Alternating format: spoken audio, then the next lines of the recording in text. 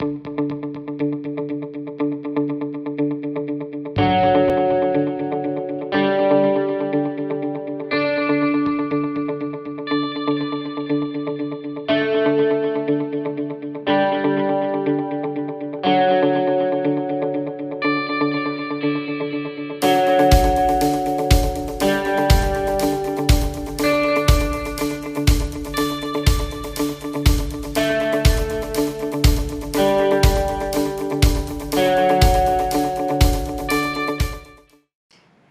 namaste, and welcome to Breakout with me, Abha. We are discussing and talking about the art of making and breaking rules.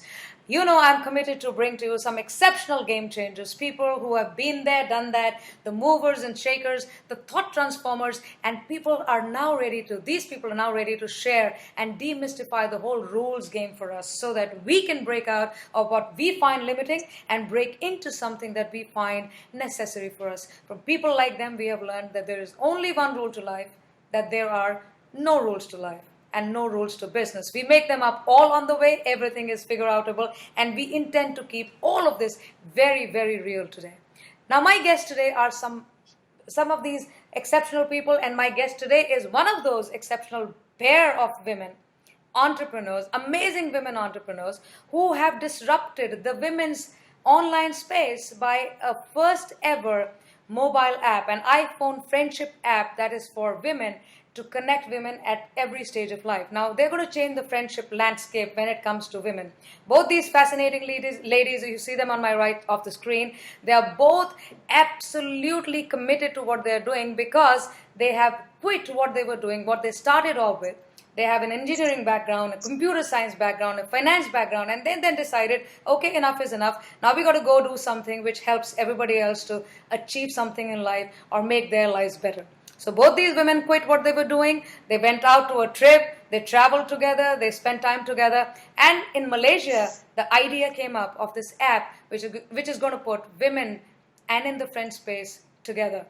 And what was born over there on a mountain in Borneo was the app called Monarq. Is that right? Please welcome my guests, Diana and Irene Rabaya and Diana Morkovos. Oh, sorry, Diana, you got to say that for me.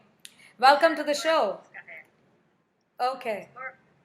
All right. Thank you very much for that. I couldn't do it, so thank you very much. Welcome, Diana and Irene. Thank you very much for your time.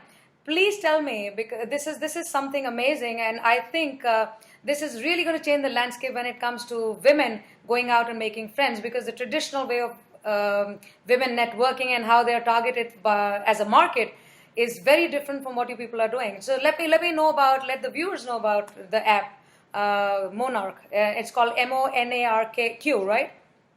Monarq, yes. Superb. So let us know what it is about.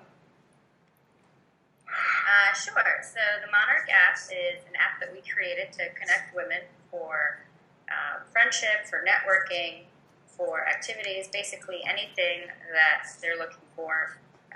Somebody that is, for meaningful connection with somebody who's like-minded. And it's only for women, and it's currently in the United States, mainly in Phoenix, Arizona, and New York City. All right. So most of these online things are men and women both. So you decided to exclude men from there. Yes, there's a lot of dating apps out there, so right. We thought we would create something for the women only. And once you let the guys in, even for friendship, it kind of turns dating as well. Right. It's an app for the modern woman. Okay. So we actually thought that the dating apps out there have been very successful, right, but are doing exactly one thing, and that's, dating and hookups. And we thought we could take that model and make something very similar, but make it women only, and that would lead to friendship. Superb. So I think this is very fascinating because there's this silent revolution going on where the whole social space of women is changing. How they interact socially, how much they interact socially, how much they go out and network. All that whole social need is changing. So I believe that this is almost disruptive what you've done. So and you valued your project at a $4 billion US, right? The market is yeah, at least $4 billion US and definitely growing every That year. is fantastic. That is superb. So, do you think have you met women who have used the app, or who have tested that for you to say that this is something really, really interesting? Because I look through the app and I look through your website, monarq.co, and I think the way it is done is very powerful. It's empowering, and even to go and who to talk to, how to talk to, what to do, which is very simple but very, very empowering. Yeah. Yep. Talked to a few of our users. We're very new, we're very young, so we don't yet have millions of subscribers. But the ones we've spoken to are very excited about this, and they feel very empowered to go on there and meet someone new and someone interesting, especially people who've recently moved or recently had a big life change like a breakup. Right. They feel that there's this social hole in their lives, Right. and excited to use Monarq to fill it. So I see a massive community building around this.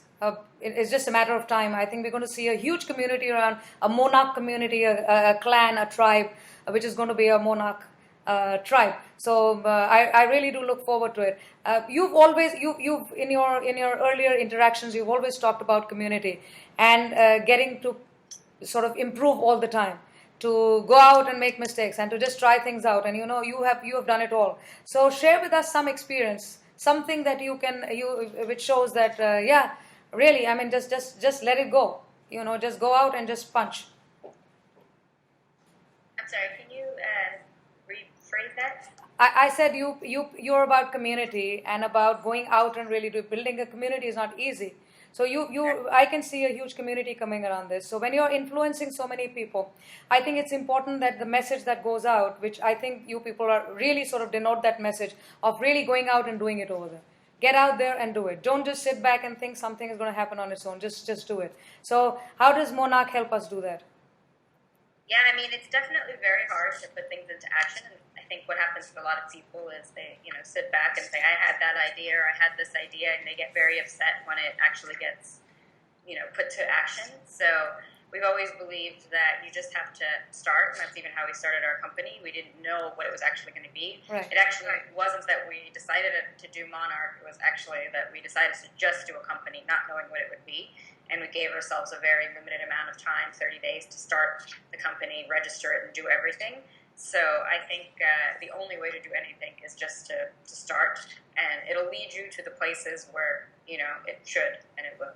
Right. And So, we actually just wrote something in Fortune about how a lot of people wait for perfection. And a lot of people think I need this perfect idea that's going to be the next Facebook or the next Uber. Right. Or I need this perfect partner who's going to be my perfect match, and we're going to have this perfect company. And I think especially women wait for that. And for us, the big message we try to send across is no, absolutely not. First of all, perfection does not mean success. yes. And second of all, it's usually the opposite. The more you try to get it perfect, the more you're likely to fail. And then the moment you start doing something, like Diana said, the more likely you are to succeed. Because in doing something, you both learn and you meet a lot of amazing people who can help you do it better. True. So I think it's the power lies in just getting started. Make sure that you get started and you keep improving on the way. So you're one for you people are one which says, oh yeah, make mistakes, no problem. Now women are scared of making mistakes. We live in this perfection syndrome which says, oh my God, everything has to be really, really nice, and we can't go wrong. And if we do, then this happens and that happens. So that thought process, I think it's with across the world we see the same thought process with women. This idea of I had to look a certain way. You've broken that off. You've pierced that space. You made a dent over there. So what is your message to all women out there who look for this, not just the perfect product, but themselves in that space?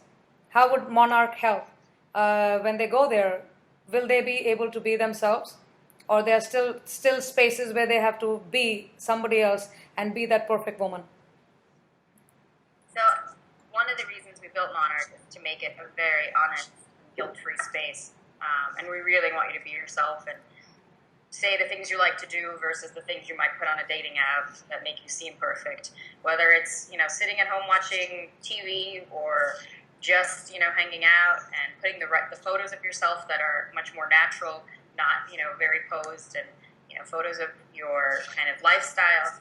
Because at the end of the day, once you actually meet the person in real life, if you put on a very different front, it's very exhausting. And right. I find that women tire themselves out all the time by putting on this perfect persona and then coming home and being very tired and exhausted and sad about kind of that's not really what life is. I think social media has definitely kind of skewed life, and you look at Facebook and a few other places and you're like, wow, they have like this perfect curated world, but in reality everybody has kind of things going on and issues, and we want this to be a space where you can just be your imperfect self with some other imperfect new friend.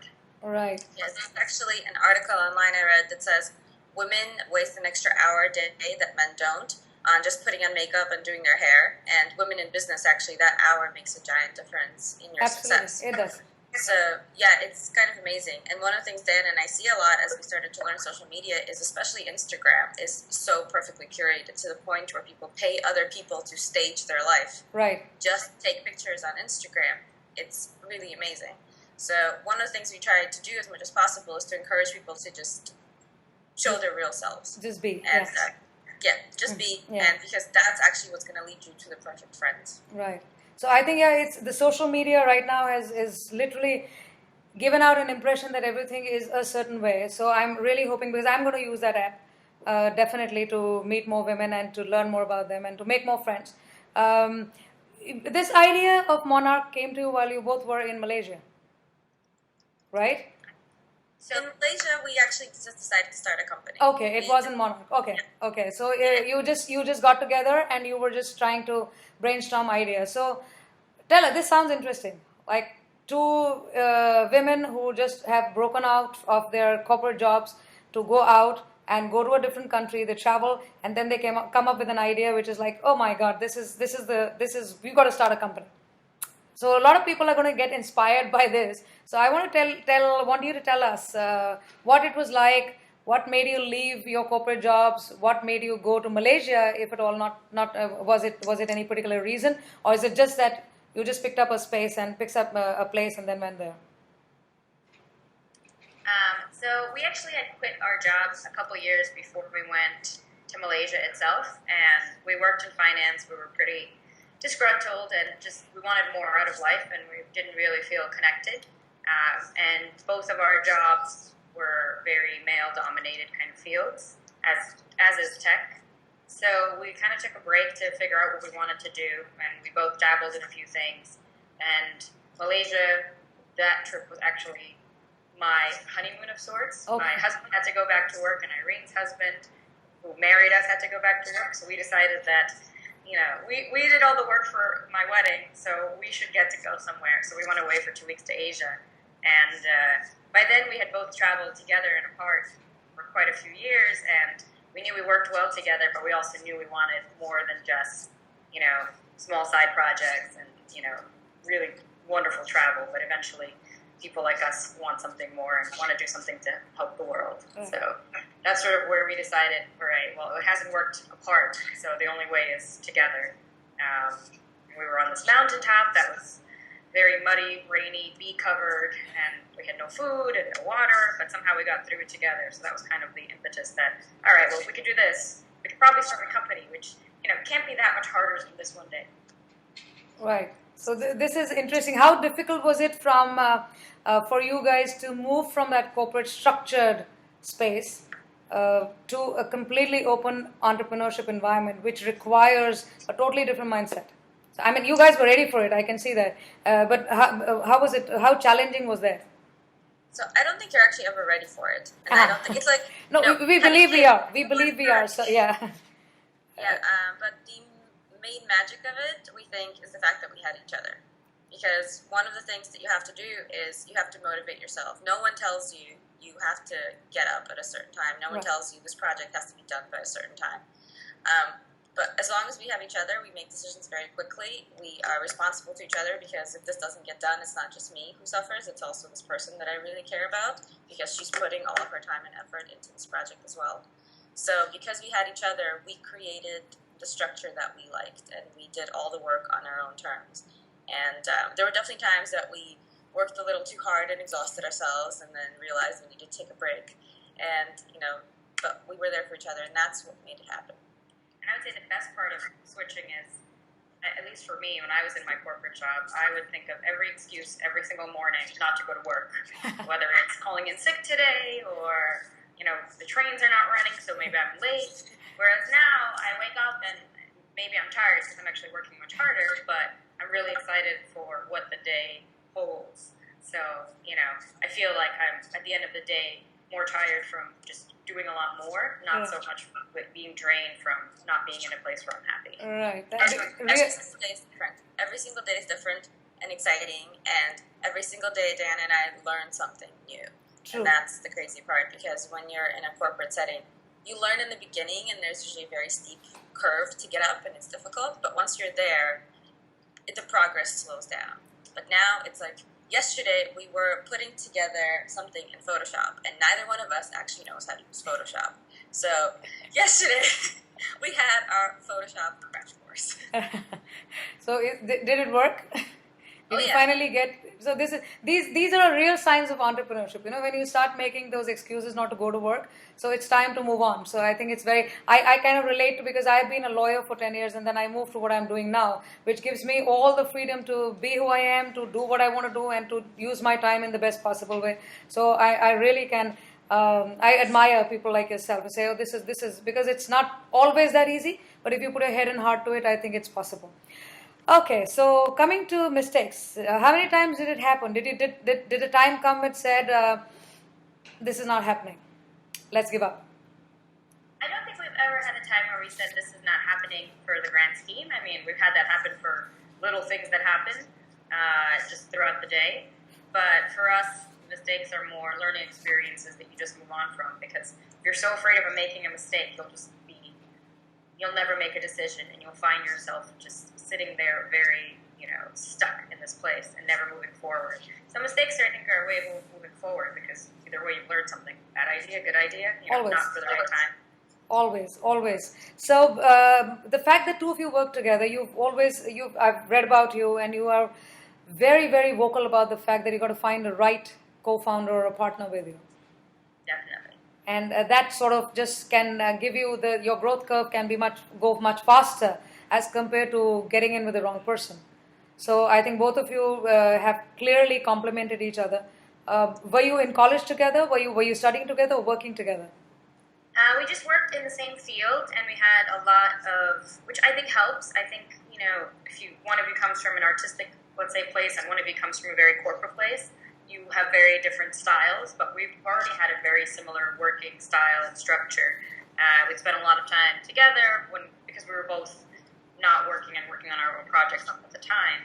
So I think it's really important, because it's much more intense than because you spend more time together than you would with your significant other, because you see your significant maybe a few hours at night, maybe not, but you see your co-founder 12 to 24 hours a day. So right. It's really important that relationship is very solid, and you both have at least the same big goals in life and in the company, which is pretty much like your child. Right. But also a way to have good conflict resolution for even the little things that can bog down, whether it's a relationship, working or professional or personal. I think it makes sense. A lot of the articles that have been published says that the main reason companies fail is because of co-founder conflicts, and companies with at least two founders are much more likely to succeed than those started by one person. Yes. Now, that doesn't mean that you necessarily have to wait forever until you find the perfect person, but it means that if you are interested in this, meeting as many people as possible and seeing which one of them could be a potential partner is extremely important. Right. So I think that goes out to, because women are sort of hesitant in going out and asking for help. They don't think it is, it's right to do. They still have to wait a lot, I think. There's a lot of hesitation in trying to understand, okay, listen, this person. I think there's the whole networking scene, and the way people talk to each other and the way people approach things is very important. So this is really sort of great advice from you, both of you, that we got to find the right people to work with, right? And the right co-founders. Great. So you both are very inspirational people, and you must already be role models for a lot of women. Women from tech, women who have quit stuff and who have broken out of that space, and then they're doing their own thing. This is exciting. So who, as much as you're inspirational to others, who were your inspirations? Who were your role models? Who were the people who you looked up to? And how did they help you achieve, in your thought process or in the way you work, how did these role models help you achieve that? So one of the things actually we try to avoid doing, and something that happens a lot in our society, is like what we call this idol worship, right? Like everyone wants to be Bill Gates and everyone wants to be Steve Jobs, and it's kind of, that's not the point, right? A lot of this is done through collaboration. So a lot of the people who have helped us, who we think of as role models and people we reach up to, are our friends and people we've met in the space as we've been growing. And one of the other things we struggle with as women in tech and startup is there just aren't a lot of role models. There simply aren't, right? I don't necessarily want to be Anyone else? He's a guy, and he was not a very nice guy, right? He built a beautiful company, he made beautiful products, but that's not someone I want to aspire to become, nor do I think, any daughters of ours should aspire to become that person. So for us, it's our friends and the people who've lifted us up. And one of the things you mentioned before, it's about asking for help, and that's absolutely the case. Like when we started Monarq, we didn't know anything, literally zero about what we were doing, and that was exactly a year ago. And we went to 2 networking startup events and tech events every night for 6 months. Every night? And we met every night. Wow. For 6 months. Okay. Every weeknight. And we met over 2,000 people. So they are our role models. They are the ones who helped lift us up. They are the reason that only yesterday did we need to use Photoshop, because they've been able to help us every step of the way so far. And yesterday was finally, it's been a year, we should learn. Okay, I get it. That's our answer. All right. This is, what would you call your biggest success so far after breaking out of this corporate space into building Monarq? Through the process, what was your biggest breakthrough? So I would say it's probably 2. It's actually building and launching an app, which, a lot of people say they'll do, but we had a friend who was sort of a mentor, and she, we asked her, when we first showed her the first kind of draft of the app, we asked her what did she think, and she said, well, first of all, I'm impressed you actually did it, because a lot of people say they'll do it, but it never actually happens, because it is a lot of work. So I would say that was, the biggest success wherever it goes, and then the other success for us was we started doing all-women hackathons, and that's been more of, I would say, a personal success for us, because we've brought a lot of women to tech and startups and to each other, and we originally thought it would just be a one-time thing that would actually help us hire developers and designers that are female, but it's sort of grown into more, and we get this amazing positive feedback from them that it's changed their lives so much. Wow, this is, I'm sure this is going to help a lot of people change the way they look at the whole women's scene and the friendship scene. Tell me more about the name. I like the name, and I think that it has a sound to it. How did you choose the name, and why the Q there? Because Monarq is Monarch, so you put a Q there, which I think sounds like queen to me. But is that what it means? So we actually are not, or weren't, now we're much more creative, but we, when we started this, did not think of ourselves as creative individuals. So coming up with a name was a serious struggle. It probably took us a couple weeks. And we came up with ridiculous names, and we sent them to our friends, and they said, absolutely not. If you say it slightly differently, it actually sounds like a curse word or something terrible. So eventually we were just sitting on the couch together and throwing things around, just exhausted, trying to come up with something. And we said, well, what about social butterfly? Like, how do we help someone become a social butterfly? Oh, butterflies. What kind of, butterflies do we know? Monarch butterflies are really famous, and they're very kind of iconic. So we're like, okay, but obviously on the internet, every single domain name is already taken. So we're like, okay, so how do we take that Monarch word and make it strong and make it something that people could use as a verb, like Google or Facebook or whatever? So we added the Q, and it was like this perfect click. And I think all of this happened in a span of 10 minutes after suffering for 2 weeks. And we checked, and the domains were available, and so we just grabbed them, and it was done. Oh, the brainstorming worked, and the name sounds awesome. It's so catchy, and it's so, somehow it's sort of a little bit, for me, it's powerful. It's powerful. So it's like the word means something when we say it in English, but when you look at it that way, I think it just sounds great. For me, the Q looks like a queen, monarch queen. So it's not the monarch, but it's the monarch queen. So great. So we like the idea that you can kind of take a name and make it your own. Yeah, exactly. So you made it. When I looked at it, it sounded female because of the Q. So I thought, oh, maybe this means queen. So maybe let's ask Diana and Irene if that's what it is. So okay, tell me now. You just let's sort of get to the app and let's get to your website. Just tell us a little bit about how it all goes. What is there that people can look for? What are the key things that they are getting over there? What is on offer in terms of friendships? What are the key places that you've said what people can talk about? Yeah, so when you log in, we make you log in through Facebook because we can pull some information about you, make sure you're closer to a real person, and then we ask you 3 basic things about your location where you're looking to meet somebody, some interests that you have to help you start the conversation, and a little bit more information about a tagline and some other things will be changing. And then you're allowed to basically fill out your profile or not, but right away we start showing you 3 introductions a day based on women that our algorithm has decided that you should meet. We do this on purpose because women are really afraid of rejection. Right. And so, this double-blind approval process works really well because you're only going to speak to somebody that is already interested in speaking to you. So there's kind of like less of this barrier.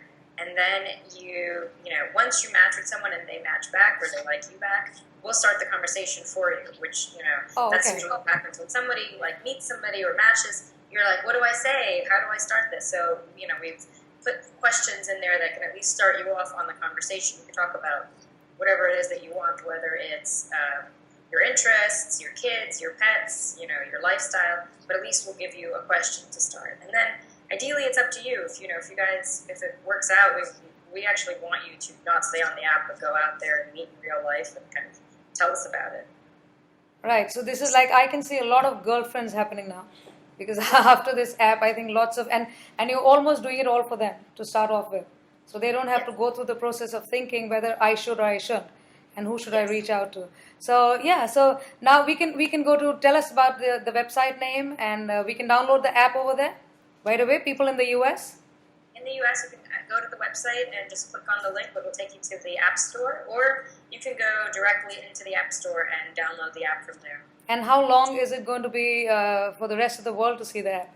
Because I'm not in US, so I can still see your website, but I can't make girlfriends over there. So I wanted to start doing that. So you can, on the website, towards the bottom, you can also sign up for our mailing list. Right. And we'll let you know as soon as we launch in other cities. But right now, pretty much what's happening is we are fixing out all the bugs and fixing all the little things, making sure it works perfect. And then we will launch one at a time in places where we see there's a lot of demand. Okay. So any place where we have a lot of signups from a certain state or a certain country, we will launch there first and let kind of like the people tell us where we should go next. Wow. So I look forward to this, and I think for the viewers, this is Diana Murakowskaya and Irene Rabaya. I'm sorry again. Thank you for being such fascinating people. I mean, I love the Breakout. The whole idea of Breakout is because of people like yourself. So thank you very much for being on the show and sharing with us the story of Monarq, how it was born, and how the two of you just dropped out of the corporate environment to create a little world for all the women to have their girlfriends, new girlfriends, and more girlfriends. So thank you very much. Thank you, Diana, and thank you, Irene. Sure. Thank you for having us. You're welcome.